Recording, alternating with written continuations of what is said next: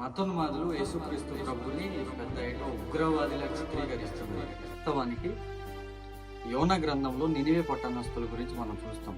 వారు భయంకరమైనటువంటి దోషము చేసి దేవుని దృష్టికి ఘోరముగా కనబడుతున్నారు. అలాంటి వారిని సైతం దేవుడు శిక్షించాడా? అలాంటి వారిని సైతం దేవుడు తన ఉగ్రతను చూపించాడా? కానే కాదు, లేనే లేదు.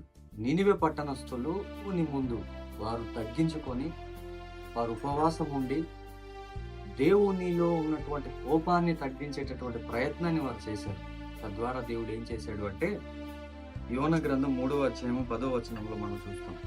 ఈ నినివే వారు తమ చెడు నడతలను మానుకొనగా వారు చేయుచున్న క్రియలను దేవుడు చూచి పశ్చాత్తాప్తుడై వారికి చేయుదునని తాను మాట ఇచ్చిన కీడు చేయక మానెను. దేవుడు వారిని నాశనం చేయాలనుకున్నాడు, కానీ వారి క్రియలను మార్చుకున్నారు నినివే పట్టణస్థులు. తద్వారా దేవుడు వారిని క్షమించాడు, వారిని కనికరించాడు. ఈరోజు నేను దుర్మార్గుడనని, నేను పనికి మాలిన వాడినని నువ్వు అనుకొని బాధపడుతూ ఉండొచ్చు. బట్ దేవుడు నమ్మదగినవాడు